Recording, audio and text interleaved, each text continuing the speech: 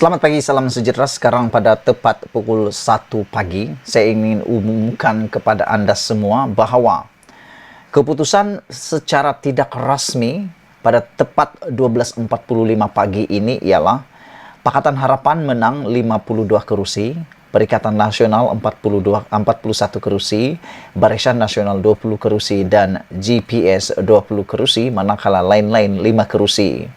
SPR telah berhenti mengumumkan keputusan rasmi, keputusan semasa.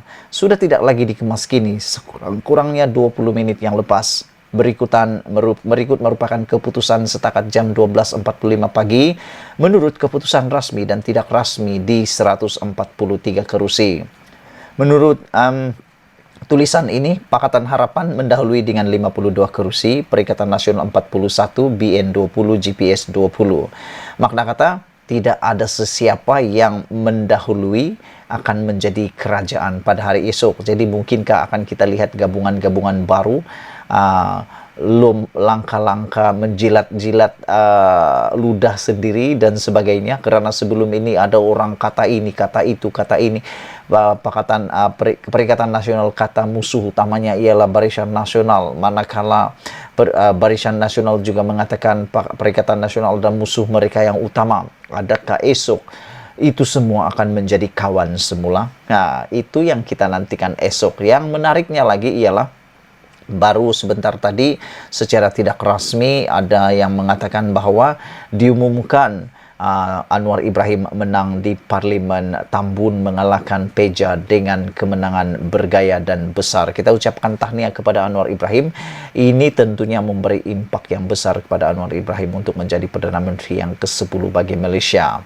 Manakala yang menjadi cerita besar di dalam pilihan raya kali ini ialah apabila Kuli telah kalah kali pertama dalam masa 50 tahun di Gua Musang. Gua Musang dia kalah dengan tipis sekali, yaitu hanya kalah 163 undi kepada calon PAS. Jadi Kuli selepas ini hanya akan jadi penonton politik sahaja. Baguslah. Sama seperti Tun Mahathir kalah juga di Parlimen Langkawi. Mereka sama-sama orang yang sudah berusia. Mungkin ini waktunya sengaja para pengundi mengundi supaya mereka berehat bersama-sama. Bagi Tun Mahathir ini waktunya untuk dia berehat dan tidak perlu lagi fikir tentang politik karena beliau sudah kalah dan bukan lagi ahli politik yang sah. Selain daripada itu, satu lagi kejutan yang paling besar berlaku ialah apabila Mazhir Khalid juga kalah, tumbang di Padang Terap. Naib Presiden UMNO yaitu Mazhir Khalid secara rasmi tumbang kepada calon Perikatan Nasional di Padang Terap, Kedah. Dengan Mazhir hanya mampu mendapat 17.258 undi berbanding PN yang mendapat 28.217 undi dengan majoriti 10.000 itu. Pakatan Harapan pula berada jauh ketinggalan. Saudara-saudara sekalian, itu keputusan terkini yang kita dapat. Dan yang menariknya, akhirnya Peja kalah tumpas di tangan siapa lagi kalau bukan Anwar Ibrahim di Parlimen Tambun. Dan yang lebih menarik lagi ialah secara tidak rasmi Ashraf Wajdi Dusuki tewas juga di Gerik. Walaupun Ashraf Wajdi Dusuki begitu lantang bercakap macam-macam yang dia perjuangkan, tapi kali ini dia kalah lagi di Gerik. Keputusan tidak rasmi menunjukkan Fatul Huzir Ayub dari Perikatan Nasional menewaskan Ketua Pemuda UMNO Ashraf Wajdi Dusuki. PN menawan kubu kuat BN itu dengan majoriti 1.377 undi dengan kesemua 91 undi sudah habis dikira. Fatul mendapat lebih 15.000, Ashraf 13.000, manakala PH mendapat 5.779 undi. BN juga berkemungkinan tewas di Padang Rengas kepada Perikatan Nasional. Calon PN kini mendahului majoriti 2.851 undi dan hanya 2 peti undi. Selain itu, yang juga menarik ialah apabila Nurul Izzah Ibrahim dilaporkan disahkan tewas di Permatang Pau. Ketua Menteri Pulau Pinang Chow Kon Yu mengesahkan bahwa Nurul Izzah Ibrahim tewas di Permatang Pau. Lebih malang lagi buat putri Mufmasi itu, hari ini adalah hari lahirnya. Kesian Nurul Izzah. Chow menambah bahwa PH gagal mencapai sasaran untuk mengekalkan kesemua 11 kursi di Pulau Pinang. PH telah tewas di Tasik Gelugur dan Kepala Batas. Chow menang dengan majoriti besar di Batu Kawan. Secara tidak rasmi juga, PN menang besar di Perlis dan BN langsung tiada kerusi di Perlis. Itulah kesilapan besar BN apabila mereka membuang calon mereka yang ada di Perlis. PN mencatat kemenangan bergaya di Perlis dengan menang di 13 daripada 15 kerusi DUN menurut keputusan tidak rasmi.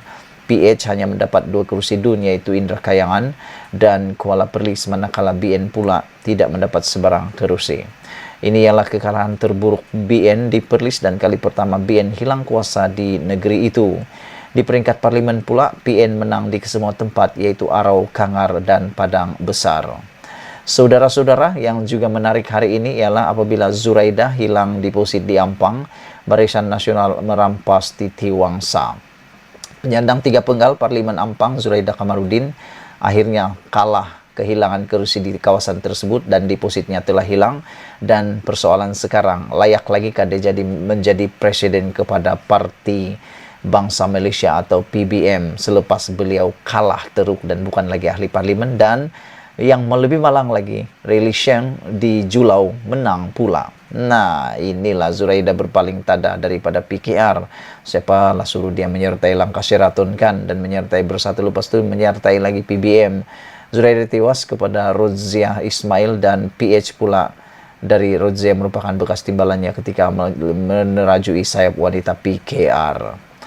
Tambun sengit di mana Anwar di depan dengan majoriti 5.000 undi. Setakat yang kita bacakan ini tepat 12:01 pagi, PH yaitu Anwar Ibrahim sedang mendahului dengan 35.940 undi, manakala Ahmad Faizal Azumu pula sedang berada di belakang dengan 31.333 undi, dan Aminuddin Hanafiah 18.000 dan pejuang Abdul Rahim Tahir 760. Dan itulah dia saudara-saudara sekalian keputusan terkini daripada PRU 15, yang mana banyak nama besar kalah. Yang paling perit ialah Kuli kalah selepas 50 tahun berkuasa di Gua Musang. Dr. Mahathir juga tewas selepas lebih daripada 50 tahun menjadi ahli parlimen, kalah di tangan Bersatu, kalah di Langkawi, dan banyak lagi lah kejutan-kejutan yang telah berlaku. Walau bagaimanapun, yang menariknya ialah setakat ini SPR telah berhenti mengumumkan keputusan rasmi. Keputusan semasa sudah tidak dikemas kini selama sekurang-kurangnya 20 menit. Berikut merupakan keputusan setakat pukul 1:07 pagi. Menurut keputusan rasmi dan tidak rasmi di 143 kerusi, PH menang 52, PN menang 41, BN menang 20, GPS menang 20, dan lain-lain 5. Sekian dulu untuk kali ini. Jangan lupa tinggalkan komen Anda, tekan butang subscribe. Bye.